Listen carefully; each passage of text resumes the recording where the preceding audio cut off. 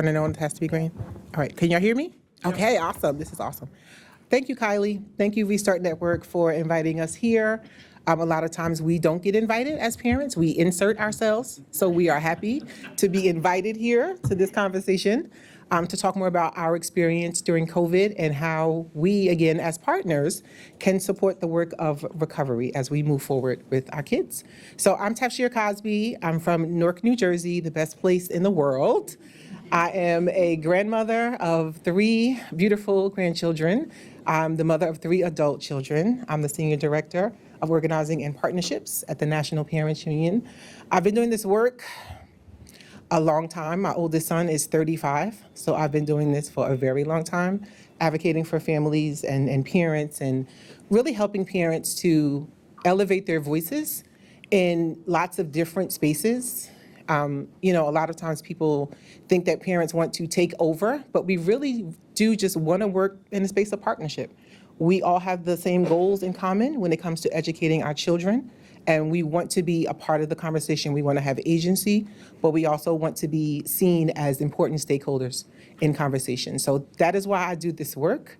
The National Parents Union is the united independent voice of modern American families, and we use the word modern specifically because we really are thinking about the parent voices that are usually not at the table, right? Like Black parents, brown parents, LGBTQIA parents, to make sure that we are thinking about not just nuclear families, but all families and how their voices are important in their kids' quality of education.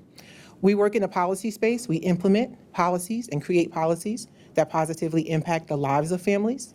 There are a lot of policies that are passing right now that do not positively impact the lives of families, but we want to work in that space to show parents how they can actually be policymakers, to learn how to write policy, to learn how to advocate for policy, to learn how to implement policy, but also, again, to think about their role as an important stakeholder in the conversation. So, and I'll turn it over to my beautiful colleagues next to me. All right, green button. Can y'all hear me? Okay. So I'm Shayla Askew. I'm with New Schools for Alabama. My organization, we help start and support charter schools in the state. I'm the communications manager, so along with my superior, Candy Mitchell-Price, she's amazing. We do a lot of community engagement in addition to the communications piece.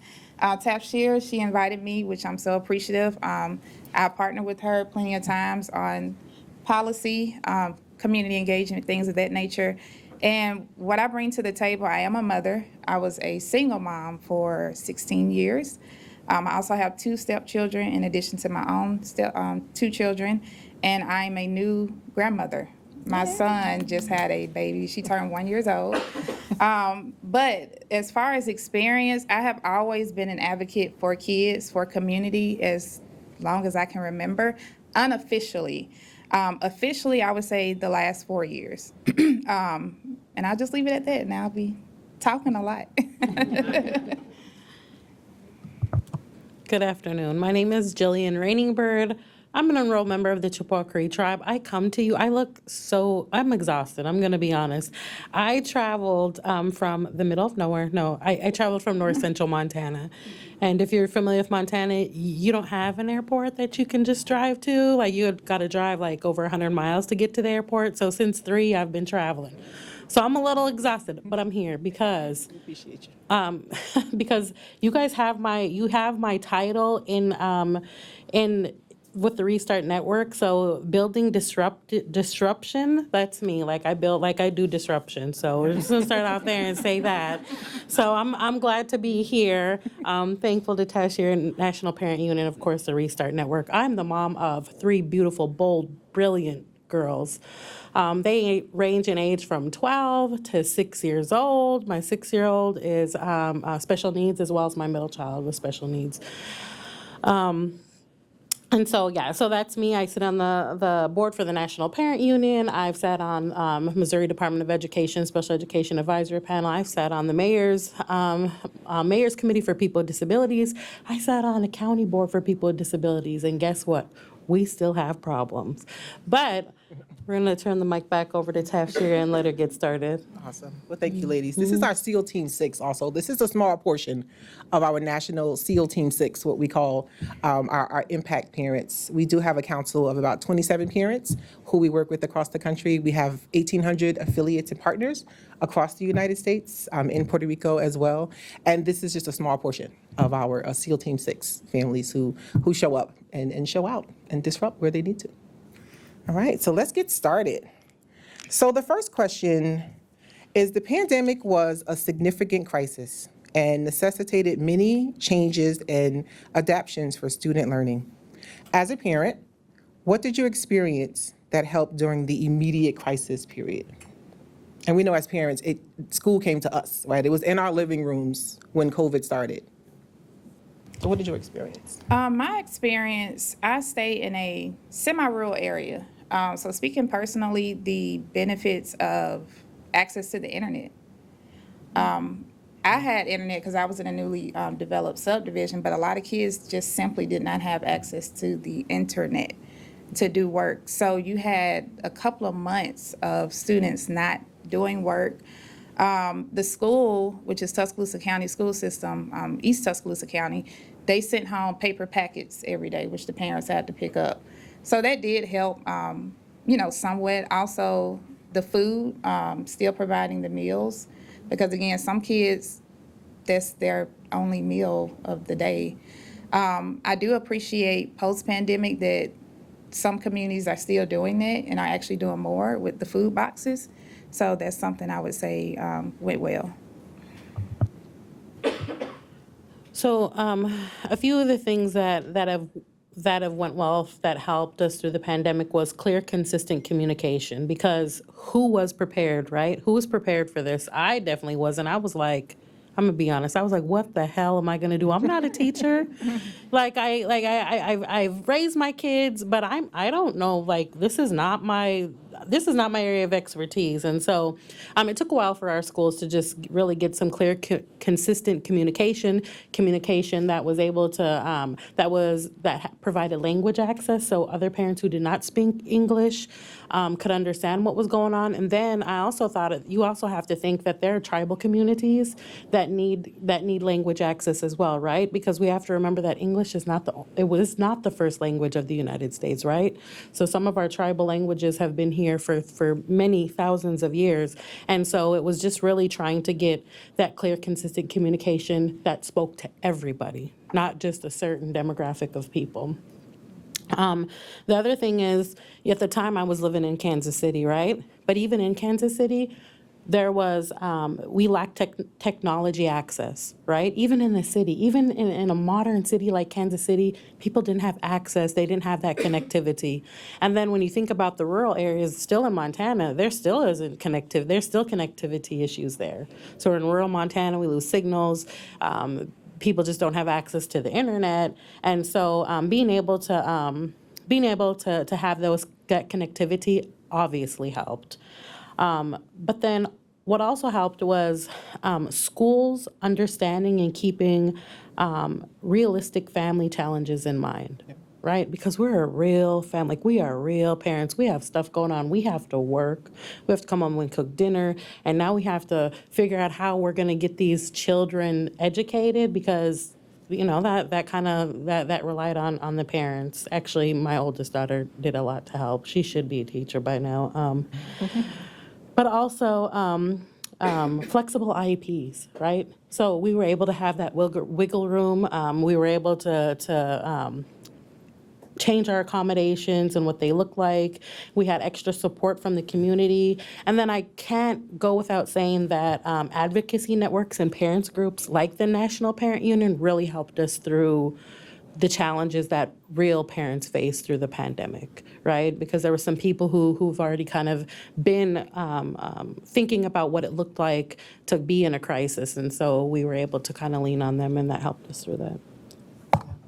Yeah, and speaking of teachers, happy Teacher Appreciation Week for all the teachers that are in the room. My daughter's a teacher, so happy Teacher Appreciation Week. I'm going to support the teachers. Like Jillian said, as the National Parents Union, we were thinking about a year, about 9 months to a year outside of when COVID started and schools were closed, we were thinking about how can we help families with information? How can we help families think about what should they be asking for when schools reopen? What does that actually look like? Is it, I think we were still in the PPE phase, right? Like, how do we think about schools being safe? What do parents actually want to see? So we actually created a Parent Bill of Rights back in 2021. And it was downloaded by about 1,500 parents. They were showing up at their school board meetings. They were asking for very specific things that they wanted to see. Some of the things were equity-infused education recovery, making sure their families were being kept safe and healthy, equitable access to quality remote learning, right? That was different depending on where you lived. It also depends on the quality of your internet, if you had broadband, if you had access to broadband. Personalized learning plans for trauma-informed recovery. That was the number one thing that parents talked about. And parents still talk about that. We still talk about that from a space of individual education plans for all kids, not just students with disabilities, right? You really can figure out how you can help a child by learning what it is that they need. And then equitable education financing. We've been talking about that forever as well. But these were just some of the things we talked about, and we helped parents to think about as they were showing back up at schools. Parent Bill of Rights, to actually go to their school and think about some of these things to ask for. All right.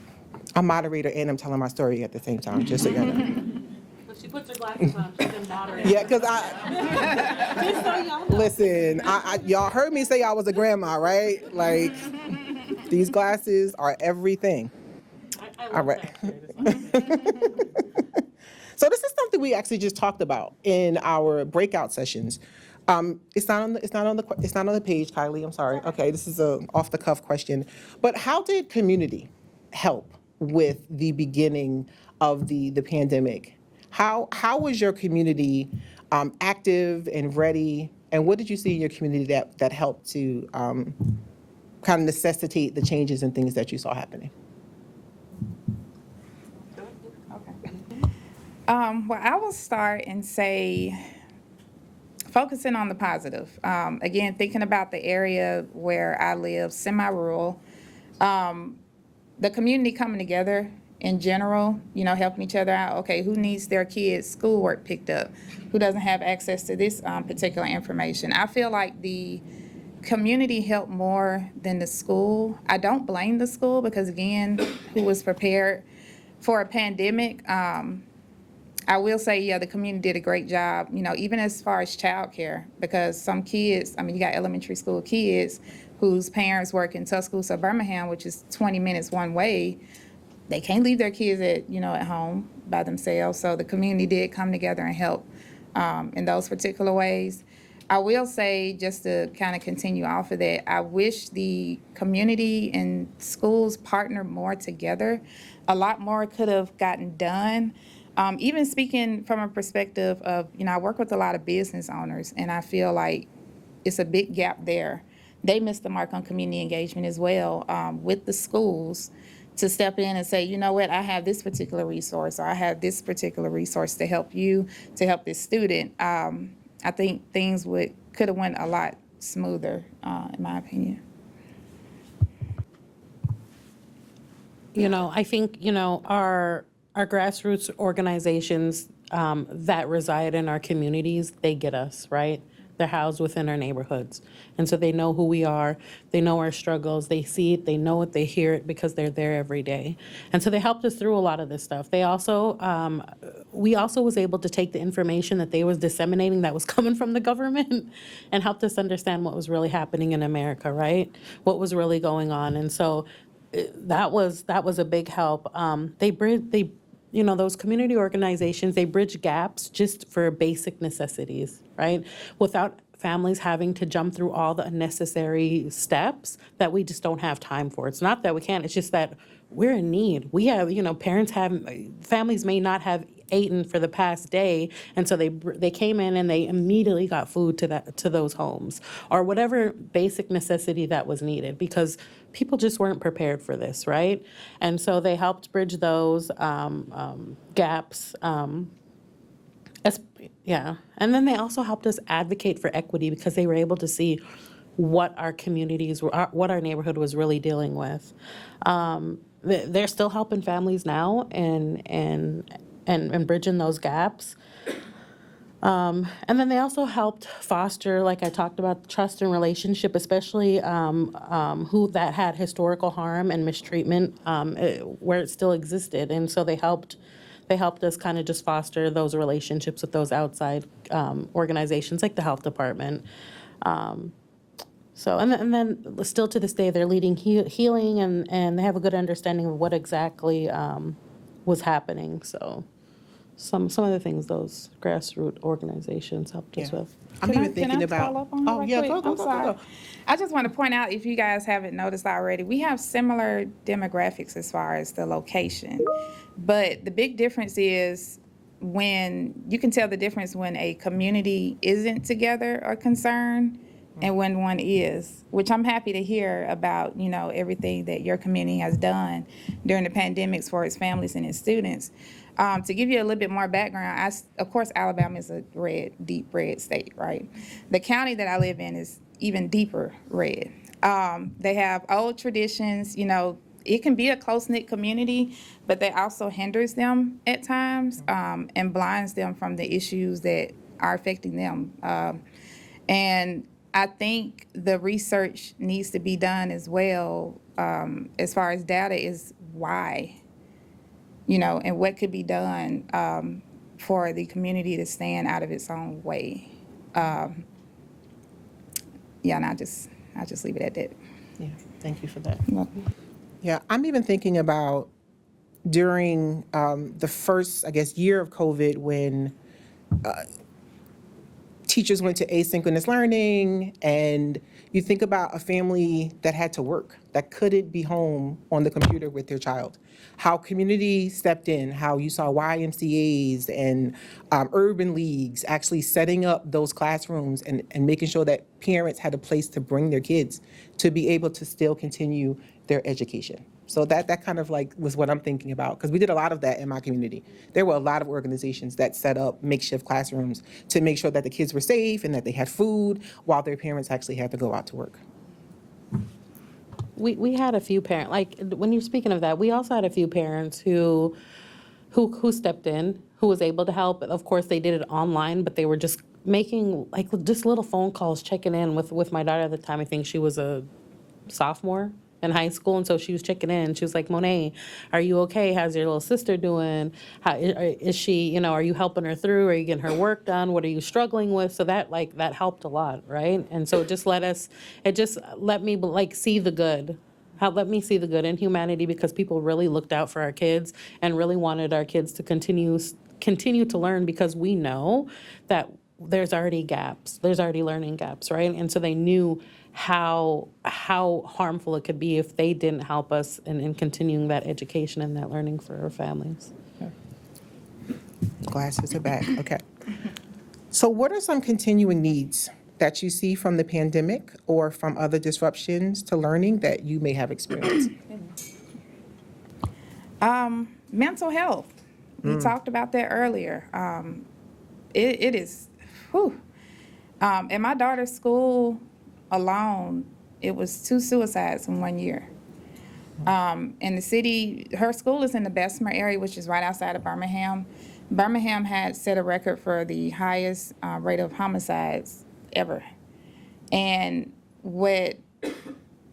sometimes schools, researchers, again, talked about this earlier, they don't realize a lot of this data, it comes with a story. So when you have kids that aren't performing, some of those kids just lost their mom by gun violence, and no one acknowledges it. And they have to come to school and, be expected to perform on a test. That's kind of brutal, right? Or their best friend just, committed suicide and they have no one to talk to because it's not enough school counselors. Or they don't have that trust and that bond with school administrators to even speak up and say anything. We always assume as well, I like to speak up for the kids who don't have a parent or a guardian who cares about them. We don't talk about that enough. Some kids are in abusive homes, neglected homes. For example, there was a situation where my son, I was just trying to get access to the free ACT codes, because those fees went up. And I had to escalate it to the board, just to get there. And I told her, she said, well, she said, what is it that you need? I said, I called ACT myself. They said they just need someone from the school system to call them and get the code. I said, that's a 5-minute phone call. Now imagine if it was a student who wanted to go to college and didn't have anyone to advocate for them. That could change their entire life trajectory. Absolutely. Like, that's ridiculous. And it all goes back to mental health. The community, the schools, they need to care. Data is very important, but I think we need to, once we get the data and it's analyzed, like we were discussing in the previous room, we need to get it back to the parents, to these families, and say, okay, what really matters to you guys, and ask more questions. And one of the concerns I heard within the room is, okay, we get this data, and I know what I'm doing is important, but I don't even know who it's going to or if it's even getting out there.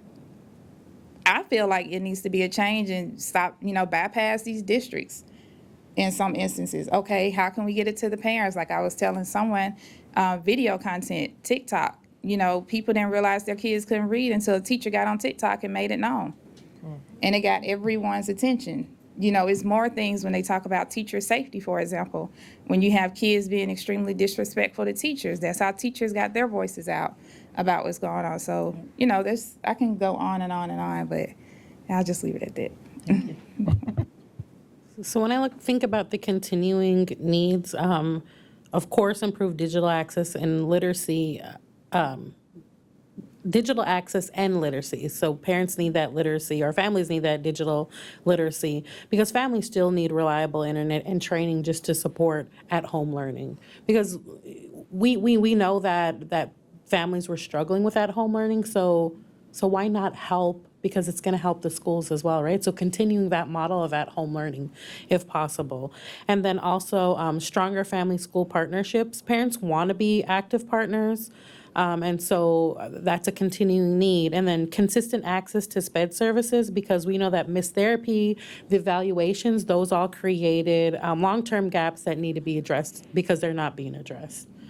And then emergency preparedness for vulnerable learners. So what are we going to do now, right? Let's be proactive, and let's be proactive for our students and not be reactive, because we're good at being reactive.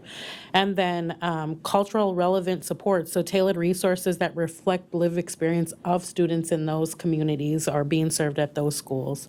And then, of course, parent advocacy training, which really helps the schools, the teachers, it helps the communities. Families want tools to advocate effectively for their children, not just to advocate, but advocate effectively. Yeah, thank you for that.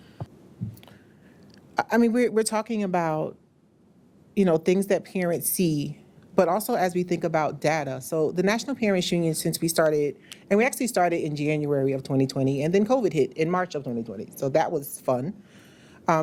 We wanted to put together the thoughts and the feelings and the challenges that parents have with data, right? We're here with researchers, so we talk a lot about data. So we have the longest running parent-led poll in the country. We've been doing it since April of 2020. I think we're on poll number 47.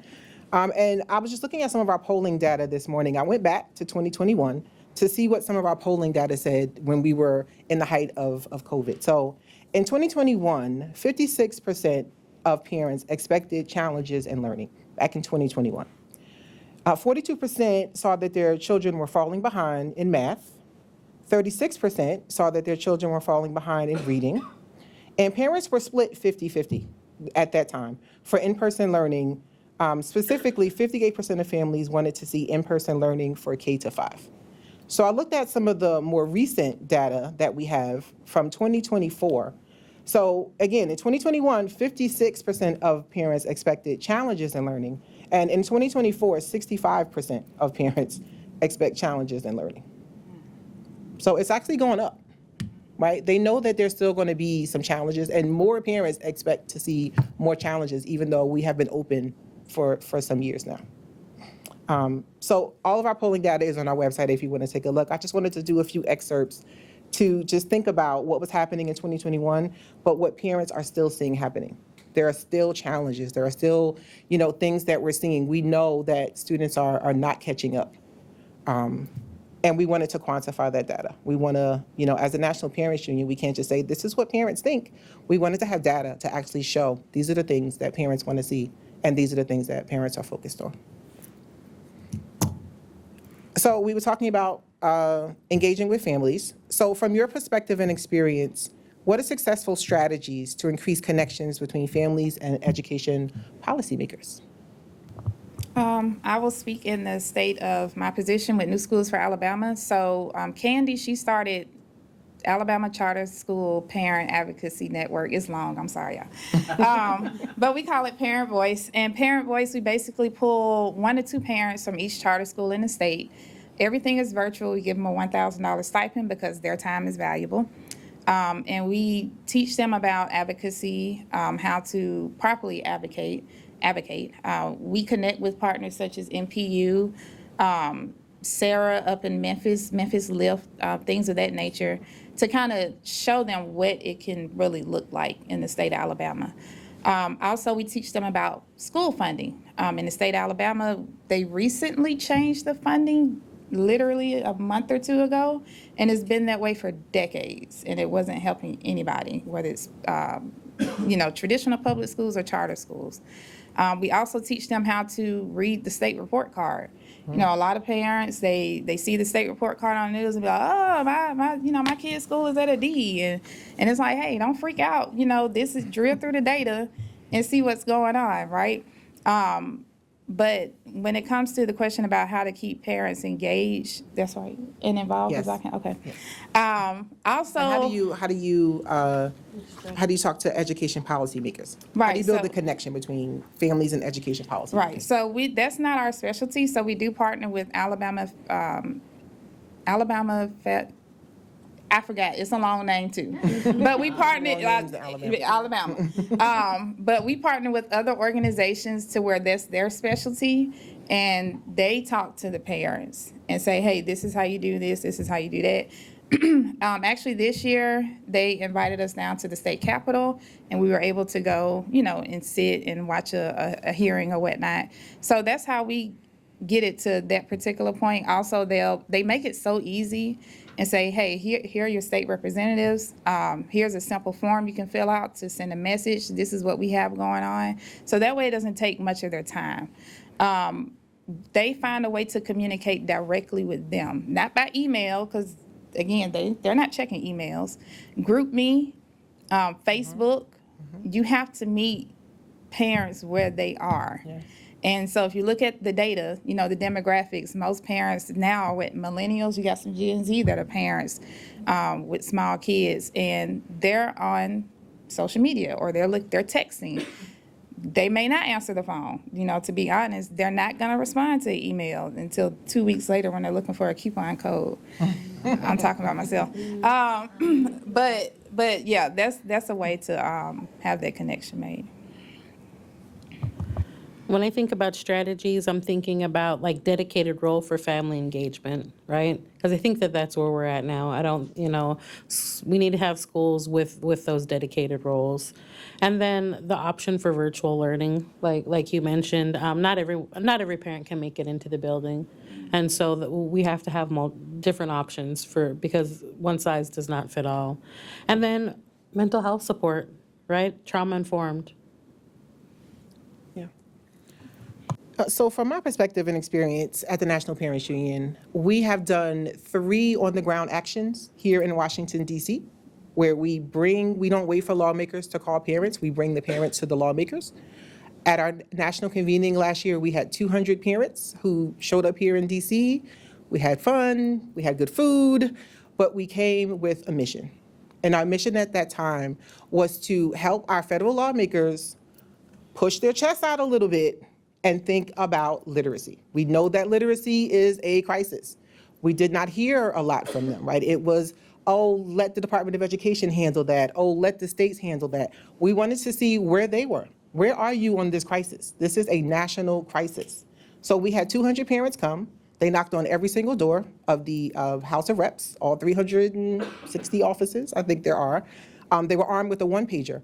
that showed the literacy rates from their state. And they were able to talk directly to their lawmaker and say, this is what is happening in our state. How are you going to fix this? How are you, as a federal lawmaker, going to talk to the state LEAs or put something in place that is going to help this literacy crisis? So what we in turn did, based on our on-the-ground convening, we actually were able to get a resolution that passed in September of last year. It was recognizing National Literacy Month, which is September. And we specifically were talking about literacy as a civil right. We wanted them to introduce a resolution into the Senate so they could at least start to say something about it. And part of that resolution was we wanted to see research-backed curriculum. We wanted these federal lawmakers to say to states, you need to incorporate some type of research-backed curriculum. You need to have high-quality instructional materials. We know that these things work. You need to have high-impact tutoring programs that are happening. The part where we got the pushback was actually when we asked for withholding funding to school districts if they don't do this. And we know that that's what's going to happen, right? We know that when we ask for folks to withhold funding, they're probably not going to do that. But that was really one of our big pushes, to really say to our federal lawmakers with the parents in front of them, right? This wasn't, us as National Parents Union staff. This was the parents. And we always feel that parents have their own voice. No one needs to co-opt a parent's voice. They have their own voices. We wanted folks to hear directly. So even for that on-the-ground action, we found that a lot of our parents, because they had come here to do it, it was nothing to go to their state house and have a conversation, right? It was nothing for them to go and do their own lobby days, to now engage with their state lawmakers and their state boards of education, and even to go to their local school board and ask for those same things to happen in their community. So for us, the way that we want to engage is we want to have parents directly in front of lawmakers to ask those questions and to talk about the things that are affecting their communities. All right, how much time do we have? All right. Let me add something to We know that. we in between y'all and. With the parent hat on. So when I went to that convening with them, and excuse my language, but it pissed me off that your own state representatives do not know your state policies. Especially when it comes to kids and education. So with that being said, when it comes to the data and the research that you guys do, maybe you want to look into giving the data to organizations like NPU, and they can be actionable with it. Because imagine, it just came to my head, imagine giving that data to a state representative and it's like, I don't know what this is, and they put it to the side. Yeah. So it's just something to think about. Yeah, we could definitely help parents to think about how to present it. And then we'll make this our last question. So are there any considerations or topics that have been overlooked that need to be integrated into the discussion on recovery and building disruptive resilient schools? Any topics? I got a whole list, but I'm going to keep it short because I'll be talking forever. So when I think about it, just, center family and student voice in policy design. So engage families as co-creators, not just participants. Lived experience really should shape emergency preparedness and recovery strategy. So we need to start thinking about that because we're always trying to come up with ideas and plans, but we really never include people that it really affects, right? And so we need to think about that. Contingency plans and IEPs, so mandate future forward planning and SPED documents. I talked about this in the earlier meeting, when the breakout session, but I talked about desegregate and analyze equity data and prioritize data collection that tracks disruption on specific population and use that data to recommend equitable intervention. And then there's one thing that I wanted to talk about. Oh my gosh. So I want to say that when it comes to funding, we fell short, right? We had the opportunity to address long-standing inequities, and we focused more on short-term recovery. But we were just trying to survive, right? It really wasn't anybody's fault. It's just where we were. And like I said, the urgency to recover to normal outweighed bold vision to create something better. And I think that we can get there, right? That's why we're here, right? And so I know that seeds of change have been planted. And so I'm really looking forward to what innovative models look like. And I want to know what innovative models were piloted. Like, share that information out, right? And then we really need to look at what does it look like to sustain and expand sparks of innovation, reimagining education. Just we have to look beyond funding because we know that in the current state that they're in, it doesn't look like funding is going to be a priority. And so we need systemic change and policy rooted in the lived experience of the community, because we know that when I think about it, I'm like, has policy really changed since the pandemic, right? Has it really changed? Right.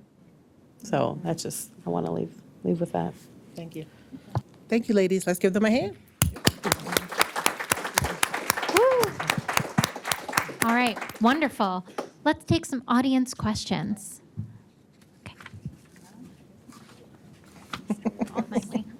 Here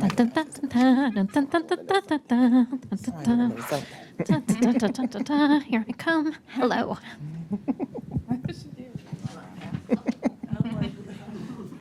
So first of all, thank you so much for what you do. I wish I had some more parents like you working with my school and engaging with us.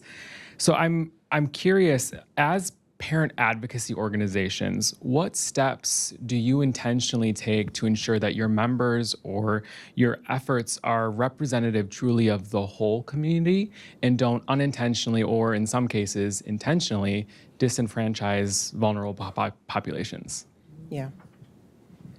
So again, we have a council of parent leaders that are across the country. We want to make sure that it is a very diverse council from different folks in different walks of life. We have folks in rural areas, from cities, Black, Brown, Indigenous, LGBTQIA folks. We want to make sure, say that again? Disabled, right, community. We as we're engaging, so the way our model works for National Parents Union is we have partners who are our national partners who do work with us, campaigns. Then we have our affiliates, which are our state organizations, usually state or grassroots organizations. And then we have our individual members as well. So we try to make sure that we're partnering the members with the affiliates, because one thing that we do not do as a National Parents Union, we do not parachute in. We only come when we're called. A lot of times parents will call us and they say, we need your help, we need your support. And we already know we have affiliates on the ground. So we will connect them to affiliates that are on the ground. We connect our individual members to affiliates that are on the ground. So we want to make sure that folks are connecting to folks directly in their community. And folks who look like you, folks who are in your community look like you, they have the same challenges as you. So we want to make sure that, again, we're like big sis, big bro who comes in more than this organization who is national but is working local. We want to make sure that folks are connecting on a local level, and this way to make sure that folks are connecting with their community. And I wanted to just add back again and say again, center family and student voice in policy design. So, and that's in anything that you do with schools, right? So engage families as co-creators, just don't bring them in and feed them and send them home. So bring them in as co-creators and just not participants. And to piggyback on what Tafshir said, with any parent organization, you have to make sure they know the community. That is so important. Even if they look like the community, that doesn't mean they know the community. It's a big difference. So making sure they know that they're truly involved, that they truly care about the community that they serve. Yeah. No other questions?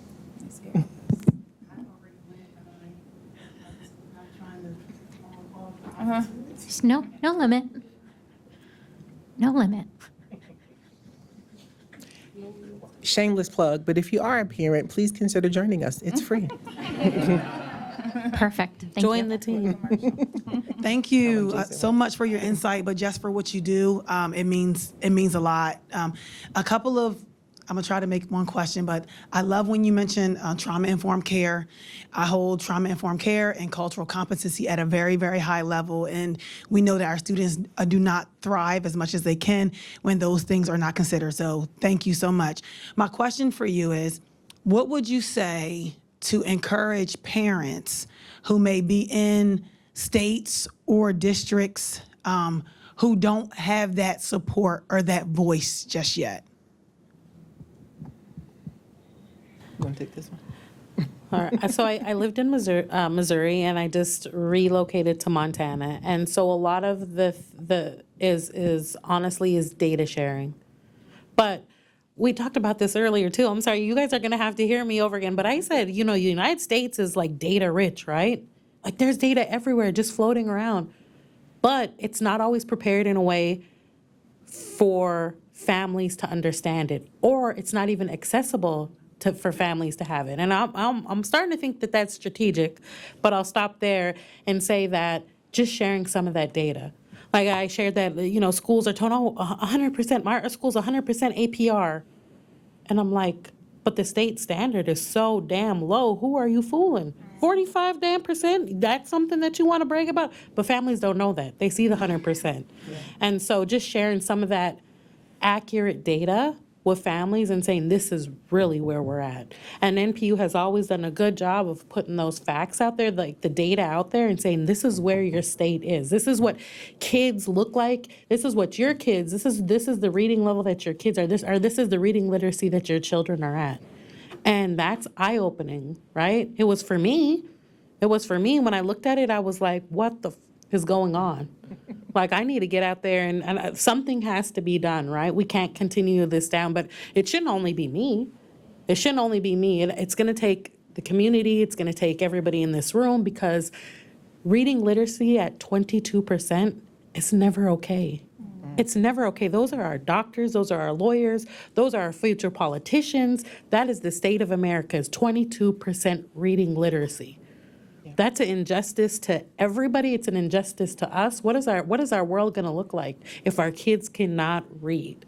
If only 2 out of 10 kids are reading, that is a crisis. Yeah.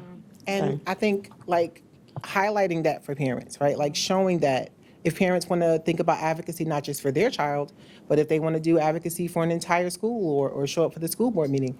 So the best part of this organization to me, and the reason why I work here, the reason why I've continued to work here, is because I personally, and a lot of us did not build this organization for ourselves. The National Parents Union is not for the staff. It is for parents. It is to help parents. It is to support parents. It is to give them resources and to be able to connect them to other parents across the country who are going through the same thing. And they can know that they are not alone. So if you have a parent who may be on the fence and thinking, I don't know if there's anybody else doing this work, we have folks all over the country who can support them, who can call them, who can have a conversation, who can provide them with some training, with some resources, and just maybe a call to say, this is what you can do as a parent. This is how you can elevate your voice, in a respectful partnership way. But these are the things that you can do as a parent. So again, this is why I do this work. This is not for me. Honestly, my kids are adults, right? I could step out and go retire. But I do this work because this is not Tafshir's National Parents Union. This is not Shaella. This is not Jillian. This is for parents. This is for parents to recognize their power, but also to get those tools and resources and things that they need, and to build relationships with each other across the country. I do want to share a little story of that. I'm sorry, Shayla, but I for the longest time, I had one of my girls is in a wheelchair, right? She's wheelchair bound, and so for the longest time, I was like, I know I can't. Am I the only person in the United States who's experiencing the stuff that I've been experiencing?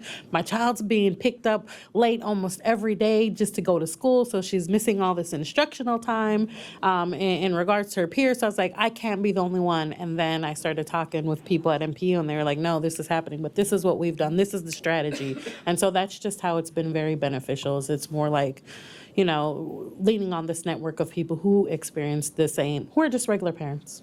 Yeah, who walk alongside each other. All right.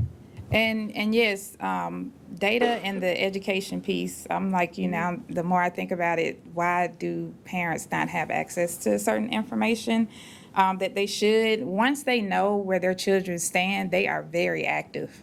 That's for any district, any organization, any politician. Once the parents know, you will get some action out of it. They could have been a parent that ignored their child's education for 5 years. But once you tell them, hey, your child is in the 6th grade reading on the 1st grade level, they're like, what? But sending home report cards saying, oh, they passed this and that, you're thinking, oh, my child is fine. And that's what really happened, right? But once the parents are educated, they do get mobile. I will say, this is a personal example. My stepdaughter, she's in the 1st grade. And her mom, she works a lot or whatnot, and her and my husband, they had a back and forth. He's like, hey, our daughter, she's struggling in school. And she's like, no, she's doing fine. She goes to one of the top schools in the country, out of our state. And it didn't hit her until he showed her on paper. They're literally telling you she's on a pre-K level for education. And she was pushing to have her go to the next grade. And it's like, you're going to hurt her more than you're helping. Yeah. You got to put your pride and ego to the side. So it all ties back into the education piece. You got to educate the parents in a way that they can absorb it and they understand. And to be quite honest, you just have to talk to them like a normal person. Like, don't be scared of them. They ain't gonna go off on you. Some of them might, which is okay. They're human because you're talking about the kids that they made, right? That they brought into this world. And no parent wants to hear that. But if they truly love and care for their kids, they're going to take it in. It may take them a while. May get a few more emails cussing you out. But that's just the right thing to do. That's the best way I know to go about it, is just be straight up with them. Yeah, and then just the last thing I want to say, schools can do a good job as they're building their community engagement programs and frameworks to think about the 3 levels of parent engagement, right? You have involvement, you have engagement, and then you have empowerment. So parents show up in different spaces on those different levels. So meet parents where they are. You might have a parent that just wants to be involved. An involved parent comes to the school, they bring, baked goods. You might have an engaged parent who might be the one who goes on the trips. That might be the one that co-creates your community engagement forms with you. Your empowered parent is the one that's going to be your PTA leader. They're going to be the one that is going to organize other parents. They're going to be the ones that show up at the school board meetings and ask the most questions. So just something to think about as you think about parent leadership, like those 3 levels, to think about how can you engage parents on one of those 3 levels.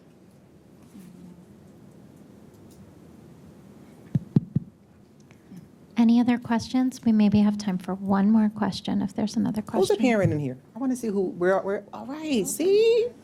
Yes. It's your target audience. They put y'all in a tough spot. We must be in between snacks. We are. It's a reception. It's a reception in now. Well, I want to say thank you to our incredible panelists. Let's give them one more round of applause. Thank you all so much.